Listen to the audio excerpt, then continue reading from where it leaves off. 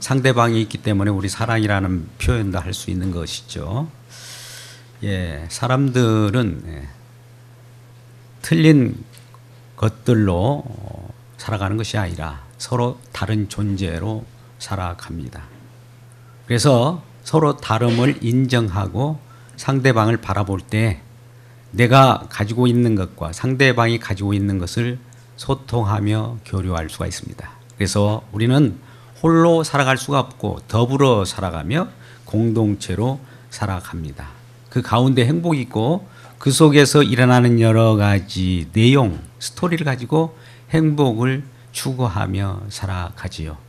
그래서 인간은 관계 속에서 살아가는 존재라는 것을 우리가 알고 오늘 말씀에 들어가고자 합니다.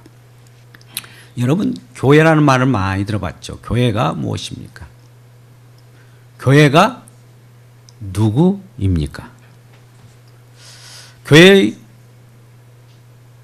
이루어가는 모습, 교회가 어떻게 진행되어 가는가, 이런 것 궁금증을 우리가 유발하게 될 텐데, 교회가 과연 건강한가? 건강하다면 과연 성장하고 있는가? 이런 부분들을 오늘 고린도전서 12장에서 고린도 교회의 문제를 통해서 사도 바울이 이러한 방향으로 하나님 주신 은혜대로 교회의 있어야 할 역할과 기능과 작동에 대해서 수정을 하며 말씀을 하고 있습니다. 특별히 오늘 본문에 도입하기 전에 성령의 은사에 대해서 나열한 다음에 이한 은사들이 누구나 다 갖고 있을 텐데 함께 모여서 교회라고 하는 몸, 말 그대로 몸이 교회요. 교회의 머리는 예수 그리스도라고 합니다. 그래서 교회라고 하는 것을 몸에 비유하고 또 교회를 치리하는, 교회를 이끌어가는 예수님을 머리로 할 때 몸과 머리, 우리의 지체, 오장육부 사지백제를 통해서 우리에게 알려주고자 하는 교훈과 은혜가 있다라고 하는 것입니다. 그러면 교회가 과연 제대로 이루어져 가는가라고 하는 것은 우리가 우리 몸의 건강 검진을 하듯이 오늘 또 이 시간 교회에 대한 검진, 진단을 해보도록 하지요. 여러분, 아까 교회는 관계 속에서 살아가는 공동체라고 했는데요. 교회의 머리는 누구라고요? 예수 그리스도라. 골로새 1장 18절 말씀 보면 그는 몸인 교회의 머리라 이렇게 말씀합니다. 그는 근본이시고 죽은 자 가운데서 먼저 난 분으로서 만물의 으뜸이 되게 하려 합니다. 그는 근본이시고 우리의 모든 기초가 되시는 분이 출발함으로써 교회의 기초를 놨다는 겁니다. 그래서 만물을 붙들고 계실 뿐만 아니라 만물의 으뜸, 머리가 되신 분이 예수 그리스도, 머리가 되신 분이 그리스도 예수라는 말씀입니다. 그리고 우리는 그러면 뭘까요? 몸이죠. 몸의 지체로서 우리들 불러주셨는데 우리 주는 몸도 하나요, 성령도 한 분이시니 그 소망 안에서 우리가 부르심을 받았다라고 에베소서 4장 4절에 말씀합니다.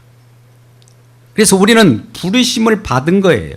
어디로부터 부르심을 받았습니까? 멸망 가운데 쓰러져 가며 죽음 가운데 향하고 있는 우리들을 예수 그리스도께서 우리를 건지셔서 그의 피값 십자가의 보혈로 구원을 받게 하셔서 부르셔서 모인 공동체 모임이 교회의 몸, 지체들이라고 하는 겁니다. 그러니까 예수님은 머리요, 우리는 함께 모인 교회의 몸인 지체들로 구성되어 있습니다. 그러면 왜 우리 주님께서는 이러한 교회로 부르셨을까요? 왜 이와 같이 모임에 모이게 하셨을까요? 그것은 결국 복 주시려고 하는 것입니다. 복이라는 것은 우리는 하늘에서 이루어진 것처럼 이 땅에서 이루어지는 것인데 충만케 하는 거예요. 에베소 1장 23절에는 만물 안에서 만물을 충만케 하신 이의 충만이라. 우리 주님이 가장 가득하고 부요하고 그 자체가 축복이에요. 그 축복을 우리에게 부어주셔서 우리로 하여금 충만하고 풍부한 삶을 살고 기쁨의 삶을 살도록 하기 위하여 우리를 불러내셔서 교회를 이루게 했다는 겁니다. 에베소 4장 13절에는 우리를 하여금 온전한 사람을 이루어서 그리스도의 장성한 분량까지 충만하게 하신다. 예수 그리스도를 본받게 하고 예수 그리스도의 성품을 따라가게 하고 예수님과 함께 충만하도록 하기 위하여 우리를 불러주셨고 또 온전케 하셨다라고 하는 겁니다. 그렇다면 교회의 기능은 무엇이며 어떻게 작동하고 있을까요? 우리 아까 오장육부 사지백태라고 하는 우리 몸과 지체를 통해서 함께 같이 은혜를 나누고자 합니다.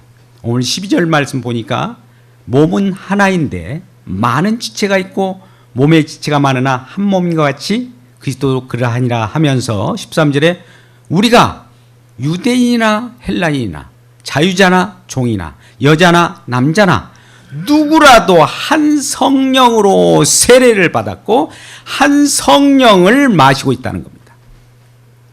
한 성령으로 세례를 받고 한 성령을 마신 그러한 모임체에 있기 때문에 성령께서 이끄시는 그 내용대로 우리가 관계를 갖게 된다는 것이죠.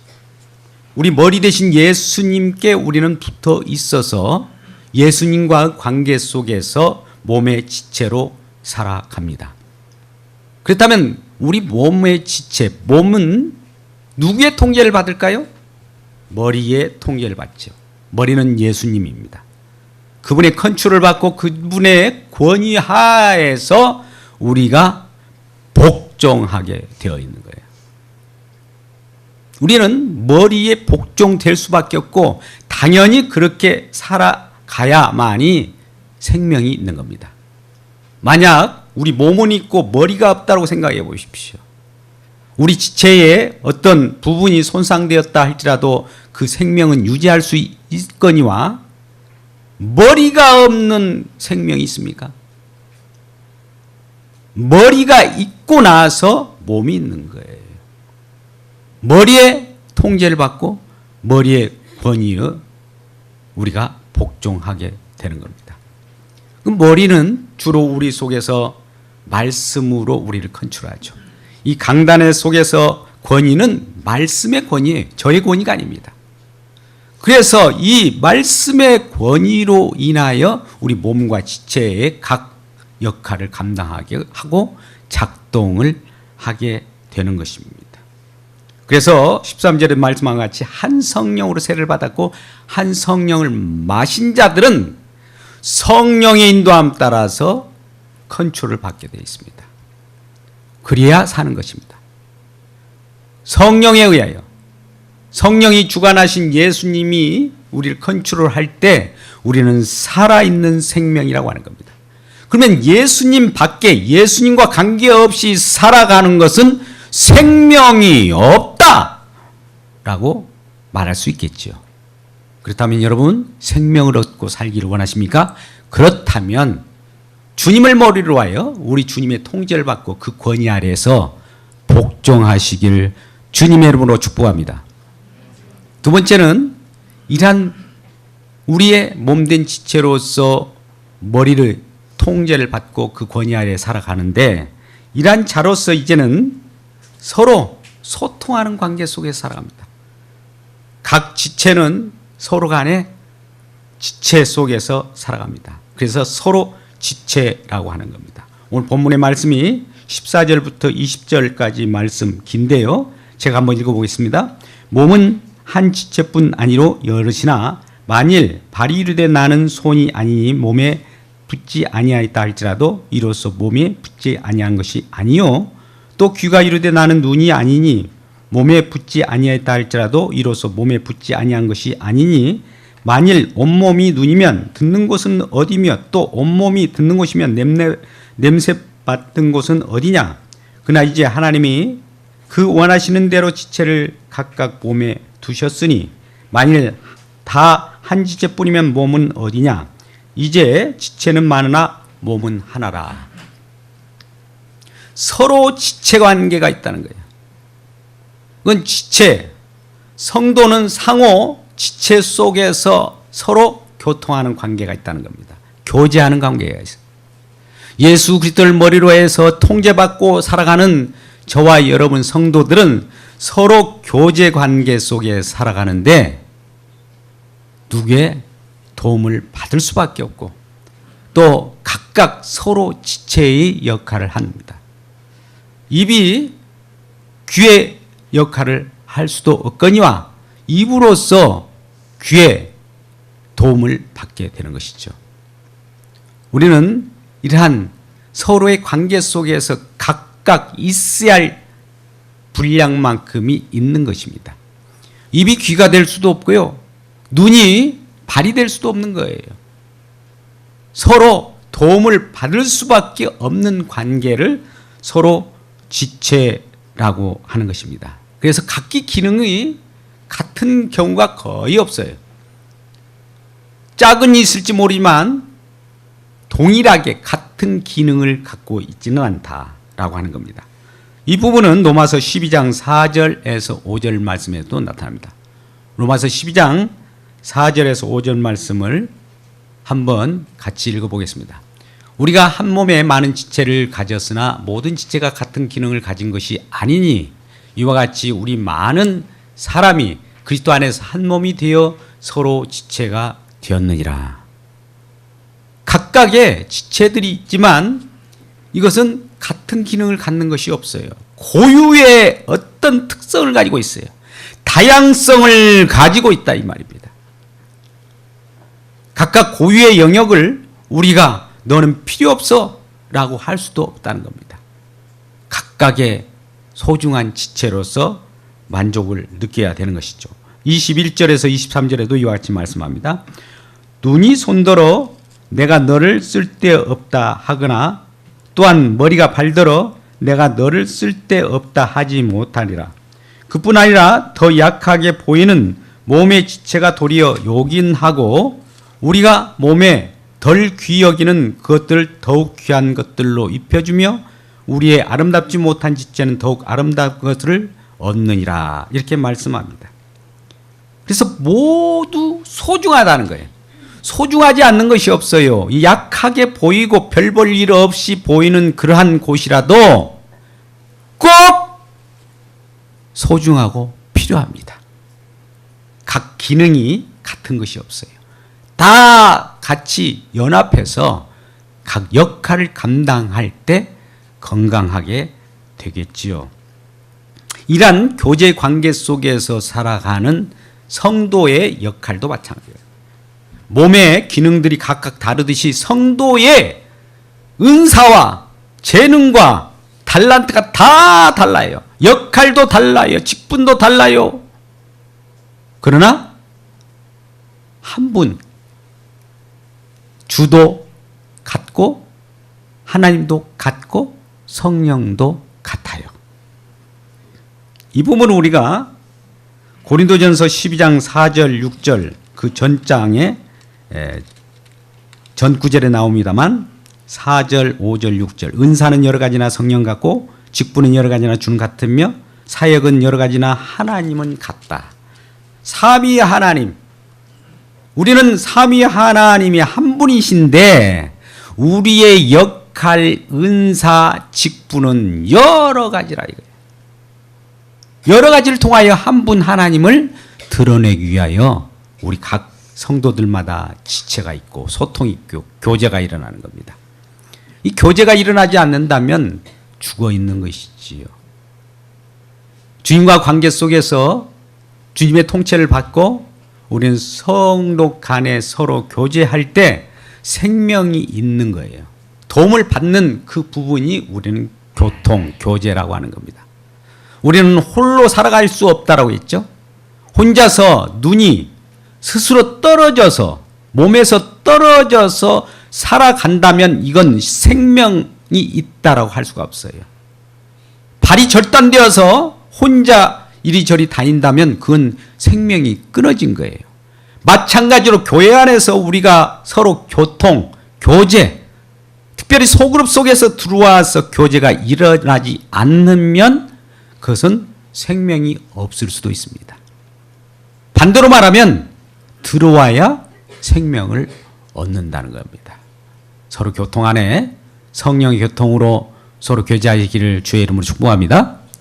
세 번째, 우리가 서로를 섬긴다는 거예요. 교제 속에서는 내가 도움을 받을 곳이지만 필요하다면 소그룹 속에서 나의 필요, 나의 어려움을 놓고 기도 제목을 놓고 서로 지체들이 기도를 할 때 그의 응답을 받고 회복이 될 수 있어요. 도움을 받는 것이 교통입니다. 그런데 이제는 내가 날마다 도움만 받을 것이 아니라 이제는 은혜를 받고 내가 풍부함을 가졌으니 이제 받은 은혜를 가지고 돕는 자도 생겨야 된다는 겁니다. 우리 몸에는 항상 도움을 받을 뿐만 아니라 돕는 그러한 지체들로 엮여져 있어요. 한쪽에서는 도움을 받아야 될 것이고 한쪽에서는 도움을 줘야 됩니다. 물론 도움을 받은 측면에서도 또다시 도움을 준 쪽에도 같이 도움을 또다시 줘야 되겠지요. 그런 관계 속에 있는 것이 우리 24절부터 25절에 나옵니다. 우리 아름다운 지체는 기를 필요가 없다. 도움을 받을 필요가 없는 지체를 말하는 거죠. 오직 하나님이 몸을 고르게 하여 부족한 지체에게 귀중함을 더하게 하셨다. 몸을 고르게 하셨다는 거예요. 너무 불공평하고 높낮이가 있어서 그것을 고르게 하시는 그것이 섬김으로 나타나는 것이죠. 저 부족한 자들을 돕게 되는 것입니다. 25절, 몸 가운데 분쟁이 없고 오직 여러 지체가 서로 같이 돌보게 하셨느니라. 돌보려고 우리 성도들이 교회 가운데 몸으로서 지체로서 역할을 하기 위해서 모이게 하셨다는 겁니다. 여러분 또 주변에 부족한 분들이 눈에 보이고 기도하다가도 그런 생각이 나거들랑 즉시 섬기면서 돌보는 역사가 있기를 바랍니다. 할렐루야. 그래서 고르게 하고 돌보게 하셨다. 그것으로 끝납니까?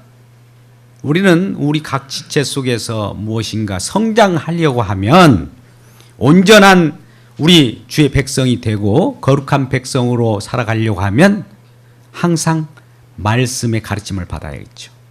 교육입니다. 성도 간에도 교육이 있고 성도 지체들이 다 주님이 말씀을 주심으로 말미암아 그 말씀으로 온전케 되도록 교육을 받아야 하는 것입니다. 디모데후서 3장 17절에 그러므로 사람이 온전케 되어 그 하나님의 사람으로 온전함을 입었을 때 선한 일을 행할 능력을 갖추게 해준다는 겁니다. 말씀을 우리가 받고 말씀으로 가르침을 받으면 교육을 받을 때에 선한 능력을 행할 준비를 갖추었다라고 하는 거예요. 우리는 어떤 일을 도모하고 계획하며 나아갈 때 무작정 나가서는 안 됩니다. 준비가 되었죠.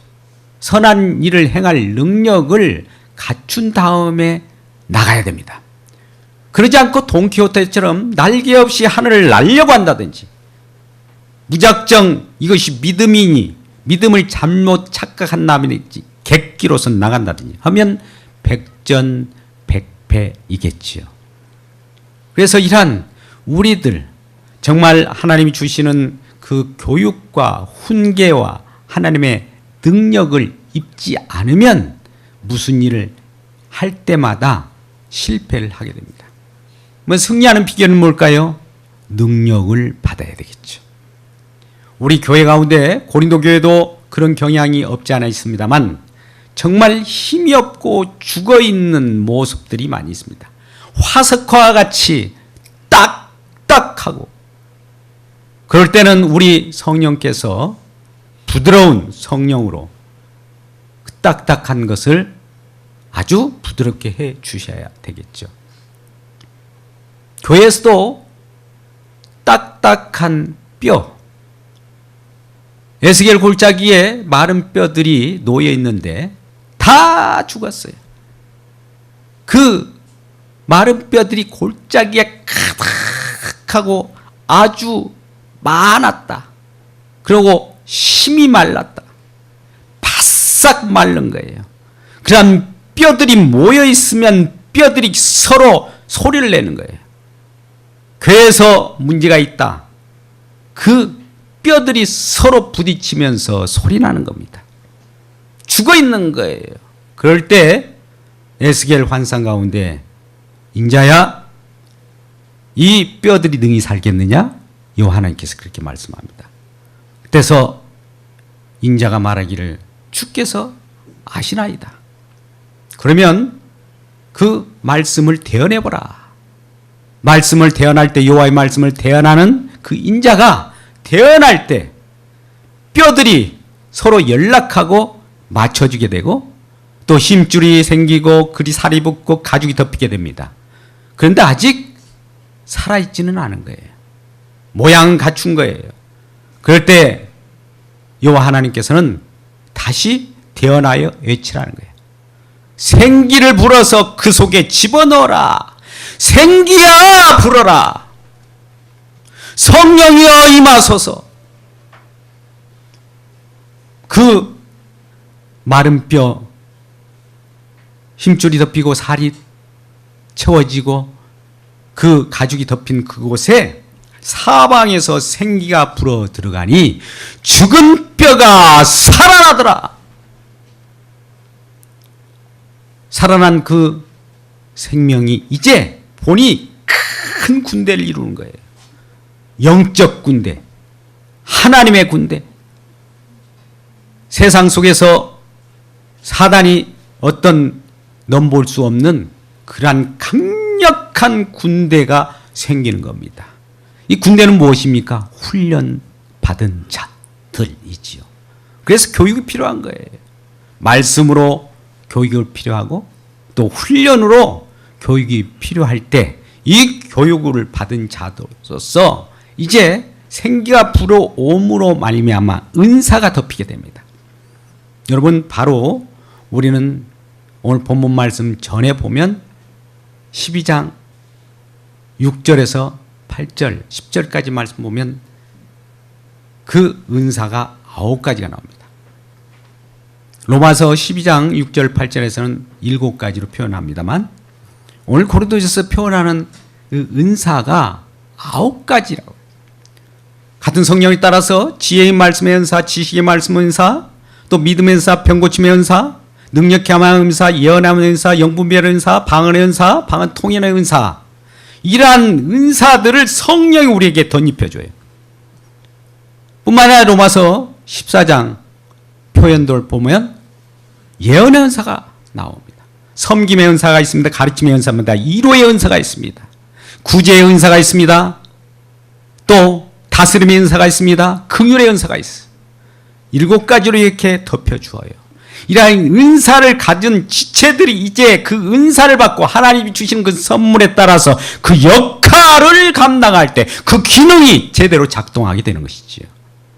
그러면 이러한 그리스도의 몸된 교회, 또 머리를 예수로 하여 몸의 지체가 활동할 때 이 교회는 이제 성장의 길로 가게 됩니다. 그러면 막무가내로 성장합니까? 성장하는 것에 따라서는 성장통이라고 하는 것이 있어요. 이 성장통에 대한 부분을 우리 26절에 같이 말씀을 읽도록 하죠. 같이 읽겠습니다. 26절 시작. 만일 한 지체가 고통을 받으면 모든 지체가 함께 고통을 받고 한 지체가 영광을 얻으면 모든 지체가 함께 즐거워하니라. 예, 성장통이라고 하는 것이 있어요. 무엇인가 쭉쭉 뻗어나갈 때마다 아픔이 있죠. 그것을 채워야 될 부분을 채워야 되고 또 그 고통 속에 있습니다. 우리 모은 성도들 지체 간에는 서로의 고통이 있어요. 여러분들도 아마 우리 지체 간에 한 성령을 마셨으므로 또 한 성령의 세례를 받았으므로 누군가 기도할 때 그분을 생각나게 하신 분도 하나님이셔요. 또 고통이 느껴지게 돼요. 그럼으로써 한 지체로서 같은 몸이라는 것을 알게 됩니다. 여러분, 어떤 분이 심히 고통을 당할 때 그분을 위해 기도할 때 같은 고통이 느껴지지 않던가요? 같은 마음이라면 그분의 마음의 동정심이 가게 될 것이에요. 아픔을 가지고 있는 자를 바라보면서 즐거워하는 자는 없을 겁니다. 마찬가지로 한 성도된 이 교회는 서로의 아픔을 바라보면서 같이 고통해주고 또 이 성장통으로 인하여 쭉쭉 뻗어나가면서 성장할 때에 그 이루신 내용에 따라서는 같이 기쁨을 나누게 되는 겁니다.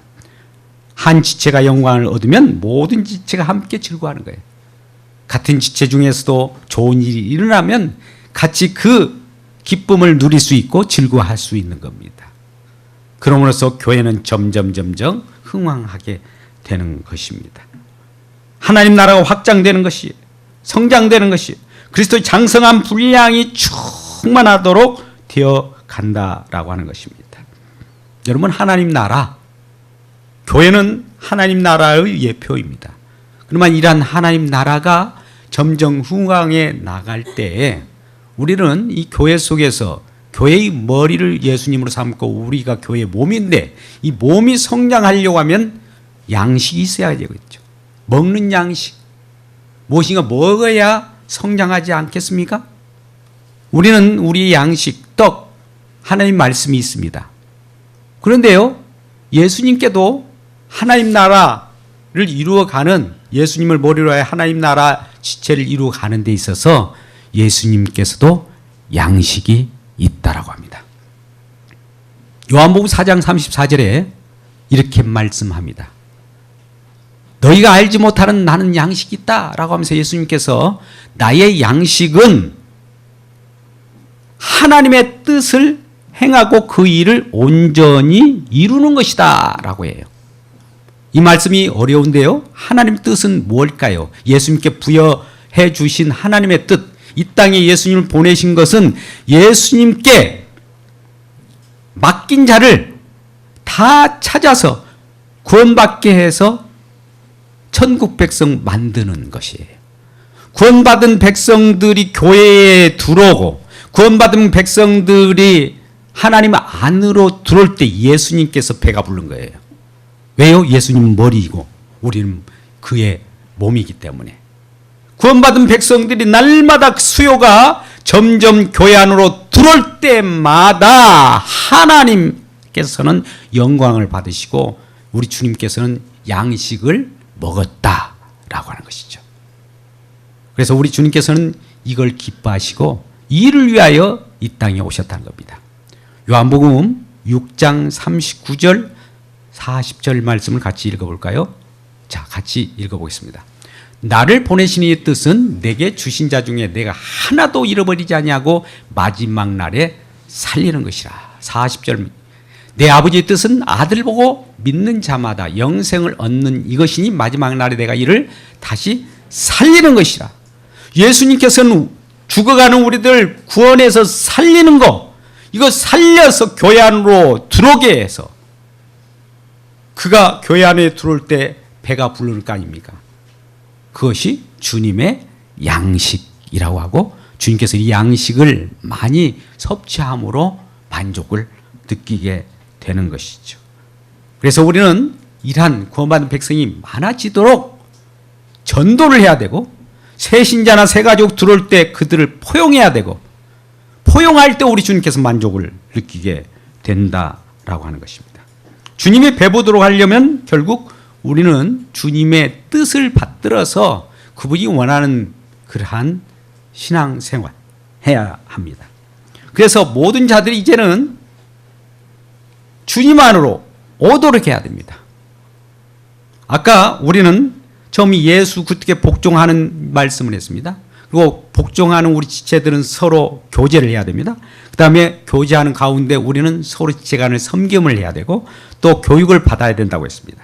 그럼으로써 확장된 교회가 된다고 했습니다. 그런데 이렇게 하려고 하면 전도되어서 많은 자들이 오도록 해야 돼요.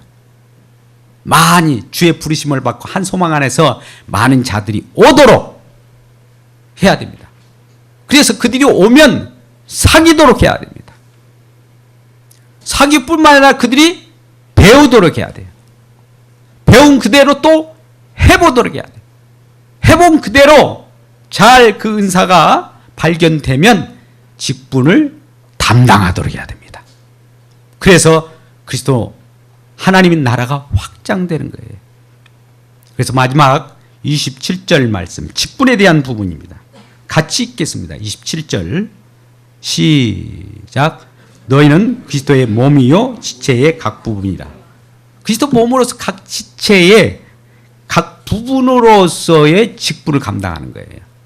각 직분은 누가 넘나들 필요도 없어요. 나의 가지고 있는 하나님 주신 은사가 특별한 것이 있어요. 다 받은 은사지만 그래도 그 중에서도 특별하게 부각되는 그 은사를 따라서 우리가 직분을 감당할 때 하나님께서 가장 아름답게 그 교회를 성장시켜 나가는 겁니다. 직분을 감당할 때 부분이, 오늘 지체 부분이라고 했는데 부분이 전체일 수도 없어요. 또 우리 몸이 머리일 수는 없어요. 주님의 통제를 받아야지 우리가 주님 앞서서 주님을 통제해 나가면 안 돼요. 항상 주님을 앞세웁시다. 또 우리가 부분인데 전체처럼 이것저것 다 하려고 해도 안 됩니다. 각자 고유의 은사가 다 따르기 때문에 그분만의 고유의 은사를 인정하고 나의 은사는 나의 은사대로 직분을 감당하면 되는 거예요. 상대방이 내 은사를 갖고 있지 않다고 해서 멸시해도 안 됩니다. 그분은 그분만의 하나님이 주시는 부족하지만 그럼에도 불구하고 그 요긴하게 쓰려고 주는 그런 직분이 있을 겁니다. 그런 사람들, 그런 지체들이 있을 거예요. 모두가 합력하여 선을 이루어 나갈 때 진정한 교회로서 기능을 하고 작동을 할 때 고린도 교회에 부족했던 모든 것들 사도 바울이 오늘 말씀을 통해서 가르쳐 준 것처럼 이 하나교회가 이제부터 이러한 온전한 그리스도의 몸으로서 그 역할과 기능을 다하여 성장하는, 건강하고 성장하는 교회가 되시기를 주님의 이름으로 축복합니다.